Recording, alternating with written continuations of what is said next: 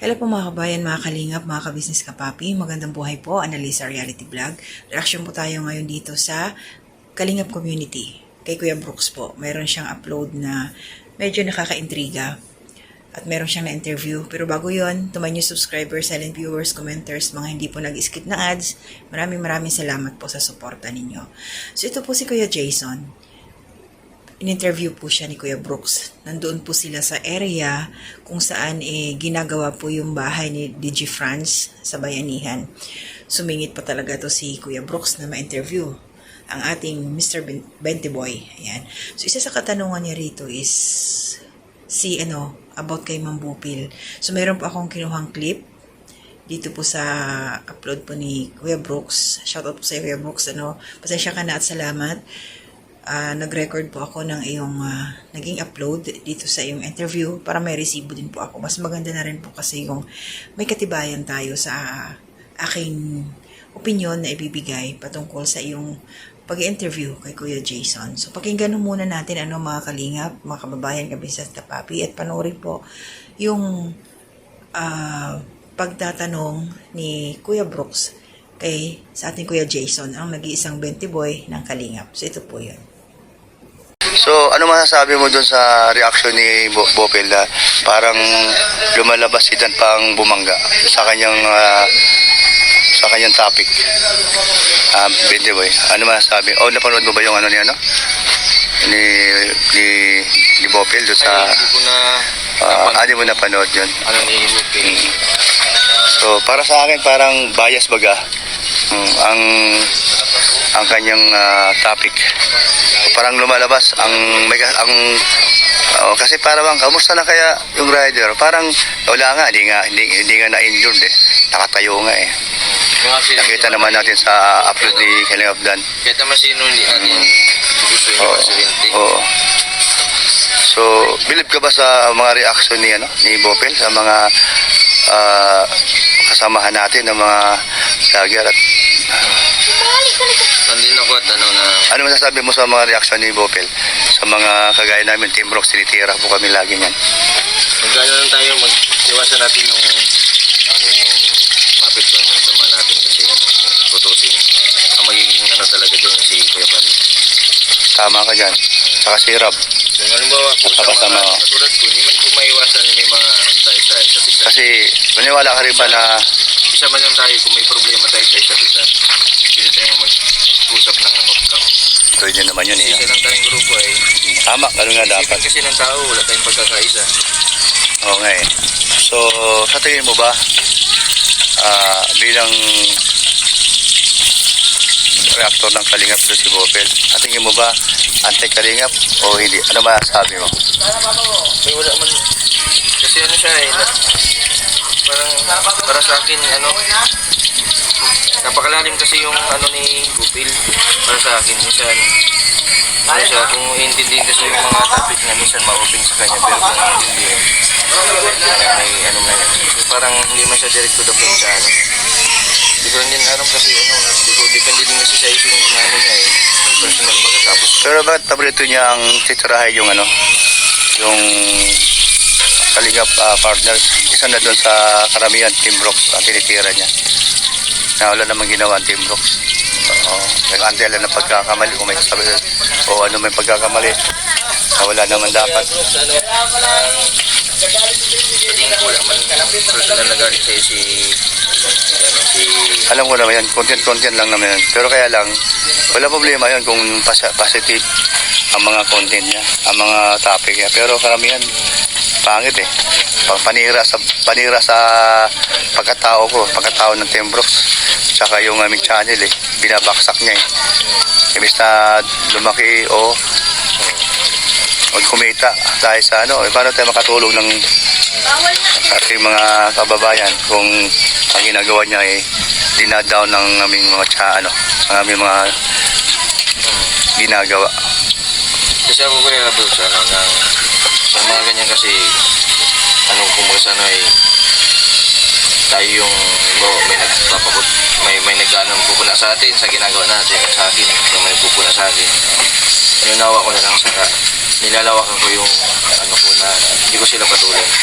Kasi kapag pinatulan mo yung isang bagay, haba ng haba. Oo nga, kaya nga di ko na pinapatulan. Papabor sa atin, meron hindi. Kaya, Tama. ang sabi ko nga, kung halimbawa maunawa natin, tapos meron nagkaano sa atin, papaliwanagan natin para magkaunawan ba? Kasi lalawak ng lalawak Anong mapapayo mo kay Bupil ng sa mga pinag-usapan natin ngayon tungkol sa kanya? ang payo ko lang kay Bupil kasi kaibigan ko din si Bupil, napakabait din na tao si Bupil. Sana kung may sigalot o ano man na usapin, ng off-cam, walang nasaktan. Yan ang Bupil ha. O, kagaya niya, no? Paborito mo ako at saka Team Brooks ang mga Ano kanya ni content Bupil? mo. Na ano ka lang kay Brooks siguro, minsan na misinterpret mo lang siguro kaya Brooks na. Kasi ano, ito yon, yung mga nasa baba, yung mga community niya, grabe yung comment below the belt. comment yung- Hindi mo niya mapagsabihan eh. ay oo. O yun ang hindi maganda sa ginagawa niya. So siyempre yung mga nasa baba, hindi may iwasan mag-isip tayo na anti-kalingap baga. Di siya ganun din ang nasa isip ko. Di ba? So yun po ng mga kalingap, malino naman po doon yung interview.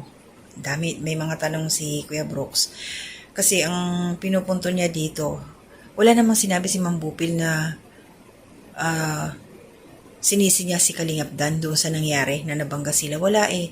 Hindi yata masyadong naintindihan ni Kuya Brooks o hindi niya na malinaw na napanood yung reaksyon ni Ma'am Bupil.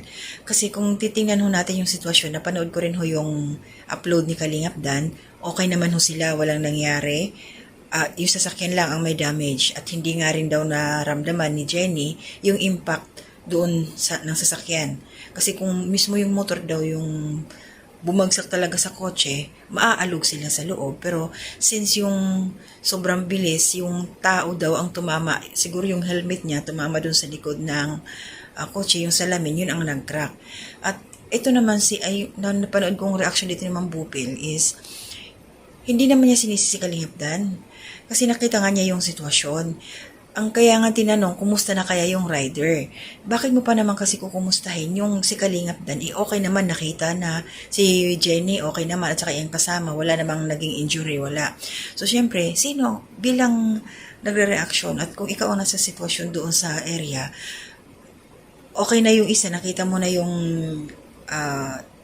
katulad nila Kalingap Dan. So, syempre, kukumustahin mo rin talaga yung isa pang disgrasya, yung tawag dito, yung biktima or ano man tawag doon, yung sumalpok, aalamin mo rin, kukumustahin mo rin kung ano yung sitwasyon niya. So, ayun nga, may nakita rin doon sa motor, may damage, pero yung tao, syempre, sa yung impact na yun, hindi pa niya mararamdaman talaga. Siguro pag uwi na ng bahay nila, baka mamaya doon na, sana magpa-check up pa rin. Tama rin naman ang ginawa ni Ma'am Bupil na kumusta na kaya yung rider, ano kaya yung nangyari. At shout out kay Kalingap Dan dahil ayun nga, habang kine-check yung sasakyan niya, sabi nga niya, kung hindi lang nabasag yung salamin, okay lang sana, walang problema. Pero nagkausap naman daw sila, parang may pagkakasundo, kung hindi raw tumupad sa usapan, okay lang din sa kanya kay Kalingap Dan. So at least, nandoon pa rin yung kababaan ng loob. At nahagip na rin, pagkakarinig ko kasi, kaya nabangga or sinalpukan sila sa likod ng motor kasi daw, ayaw kay Kalingap Dan na nasa video niya ito parang mayroong sasakyan doon sa harapan nila na biglang nagminor siguro o huminto kaya nagpabagal sila. May incoming sa likod. Syempre, yung nasa likuran, mabilis yung takbo, yun talaga yung sumalpok. Parang may similarity yung nangyari doon kila Dr. Love na napahinto rin sila Kalingap Ram kasi nga may huminto rin doon sa harapan nila at mabilis ang takbo na nasa likod kaya salpok, parang ganun.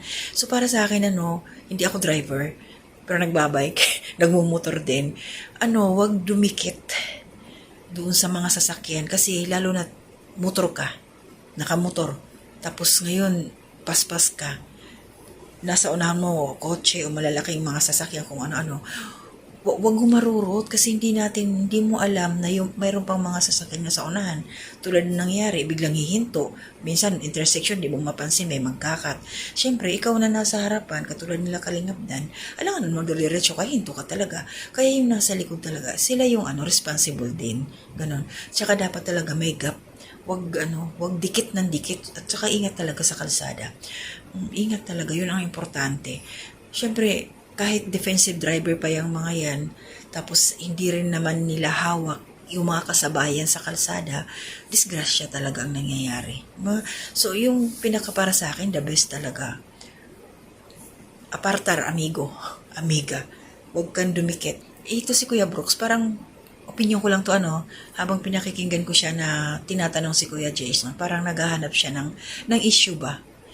Na parang gusto niyang mangyari, magbigay ng negative opinion ito si Kuya Jason patungkol kay Mambupil. Yun ang pagkakaintindi ko Pero failed ang interview dito ni Kuya Brooks kasi mabait si Kuya Jason Hindi siya basta-basta ang suggestion, ang nga niya dito binitawan, sabi nga niya, may isa doon na word na kung may problema ka sa mga kasamahan mo, kausapin, i-off cam. At saka nagagalait ito si Kuya Brooks kay Mambupil, sabi niya, bakit daw laging sila yung tinitira. Para sa akin, Kuya Brooks, opinion ko, isa ko sa reactor, hindi po, katulad ni Mambupil, hindi po kami magre-reaction na nauuna doon sa issue. Siyempre, kayo po ang nagbibigay ng issue. Kung ano po yung sinabi ninyo, halimbawa, na meron dapat itama, siyempre, magbibigay ko kami ng aming sariling opinion. Kasi napapansin ko rin si Kuya Brooks na gumagawa talaga siya ng mga magiging topic naming mga reactor. Yun lang yung mga sasabi ko. O katulad niya, na ginawa niya ngayon kay Kuya Jason na pag-interview. O, di ba? So, nagpo-promote siya na pwedeng magkaroon ng, halimbawa, paano na lang kung pinatulan ni Kuya Jason yung kanyang interview, di ba? So, another gulo-gulo na naman. Kaya, para sa akin si Kuya Brooks talaga, yun ang sinasabi nila, hari ng sablay nga daw ito. Diba? Yun ang naririnig ko sa kanya. Dahil nga negatibo, tapos sabihin pa niya, bakit to si Mambupil, puro negatibo ang nire-reaction sa kanya. Kasi naman po Kuya Brooks, mahirap po magbigay ng positive reaction kung manggagaling po sa iyong bibig, puro negatibo din. Diba? Kumbaga, sinasabi lang yan namin, kung halimbawa, si Mambupil, kung ano yung narinig niya. So, negatibo ka di, anuhin yan, hihimayin yan, yung pagiging negative ng iyong mga sinasabi, nilalabas, mga binibigkas. Siya tinitira, nagkakataon lang talaga na nagbibigay siya ng mga topic na pwedeng mapag-usapan. At last na tanong pa ni Kuya Brooks, kung antay-kalingap daw ba si Mambupil. Ano bang nangyayari nito kay Kuya Brooks? Bakit niya naitanong yung kay Kuya Jason kung antay-kalingap nga ito si Mariam? Para sa akin, paano magiging antay-kalingap? Taga-protekta kila Kuya Bal. Kung mayroong nang babalahura kila Kuya Bal, andyan, siya, nakadepensa, talagang re-reactionan niya, real talk din niya. So, para sa akin, sabi nga sa comment section, ikaw Kuya Brooks ang antay-kalingap kasi puro panira ang ginagawa mo sa kalingap. Basta, para sa akin, yun lang hindi siya nanalo. Siguro mayroon siyang intensyon na gustong makuha or mayroon siyang punto dito na kung bakit niya in-interview si Kuya Jason. Mayroon niya nasa isip siya, hindi lang niya sinasabi. Na parang, ewan ko parang gusto niya siguro na ito si Kuya Jason, itirahin si Mambupil. Yung parang yung ganun. Wala Kuya Brooks, hindi ka nanalo. Iba si Kuya Jason, hindi siya basta-basta gumagawa or sumasakay sa mga kung ano-anong issue na binabato, tsaka marunong sumagot si Kuya Jason. Diba? So, pati ba naman pag the way na mag-reaction si Mambupil, i-questionin niya ni Kuya Brooks. Depende kasi sa topic yan malalim kasi mag-isip pag mga ganyan mga nagre-reaction. Diba? Kaya, bilib ako kay Kuya Jason, talagang, lang siya. Tahimik lang, humble lang. Kahit na issue dati na hindi nagpaparamdam sa sobrang kabisihan, siya nagtatampo, nandyan pa rin. At saka sabi nga niya, pag merong mga bashers, hindi niya iniintindi. Hinahayaan na lang niya kasi hindi mo naman talaga totoo yun, hindi natin mapiplease lahat. Mayroon talaga at mayroon. Basta ang gagawin na lang natin para sa akin, kung alam mong tama ka, tuloy mo lang. Yeah? Kaya shoutout sa'yo, Kuya Brooks. Siguro sapat na, napahiya siguro ito si Kuya Brooks no kay Kuya Jason kasi baka yung minimiti niyang kasagutan, hindi niya nakamit kasi ayaw nga ni Kuya Jason ng gusto niya, pag may problema, di pag-usapan. Di ba? Ganun. Kasi nasa loob lang nga naman talaga tayo ng kalingap. Bakit issue pa? Talaga ikaw, Kuya Brooks, 60 ka na 60 plus. Sabi nga doon sa comment section, matandang walang pinagkatandaan. Good vibes lang po tayo, no? So, yun lang. Maraming salamat sa inyo. Good morning po at shout out kay Ma'am Susan Dairo ng Canada at saka si Ma'am Nika Marie. Si Ma'am Nika Marie po ay nakita ko siya sa aking comment section. Kasama po siya ni Ma'am Susan. Sila pong dalawa ang nag-comment lang ho doon sa aking last upload na reaction. Si Ma'am Nika Marie. At dito siya. Shoutout po natin ito siya. Si Ma'am, ayan. Meron po pala siyang YouTube channel. Support po natin Ma'am Nika Marie Mix Vlog. Ayan, 1.44 na po yung 41 ang kanyang subscriber. Ma'am, maraming salamat po sa suporta ninyo. At nakasubscribe din po ako dito sa kanya. So, yun po tayong lahat. Ma'am Susan Dairo, good morning. At saka si Ate Ninette, Ate Ems, Nanay Solidad, Ate Marilyn, ni Corsan Miliano Ralph, Walls Tradition, good morning Diet sa iyong pamilya, din sa pamilya ko din, magandang buhay. So, mga silent viewers, thank you sa inyo, thank you sa supportan ninyo sa. Also, shoutout din po natin syempre si Kuya Bal Santos Matubang, Kalinga Prab, Ate Edna Vlogs, Sekta Pia Matubang, mga kare-pare actors na kasamahan ko, mga Kalinga partners. Also, Ka-Business Official, supportin ho natin, Mrs. Kevin Official, Papa Dins TV, Ka-Business Family, mga kagwangs, mga kasamahan ko rin pong reactors, dito sa Ka-Business Official, support po natin. Sino pa ba yung hindi ko nabanggit? Basta kayo lahat po na laging na rin nakasuporta sa akin, mga hindi ko na-mention, God bless po sa inyo at mag-ingat po tayo palagi. Hanggang sa muli, Annalisa Ariati Vlog, sana po supportahan ninyo. To God be the glory.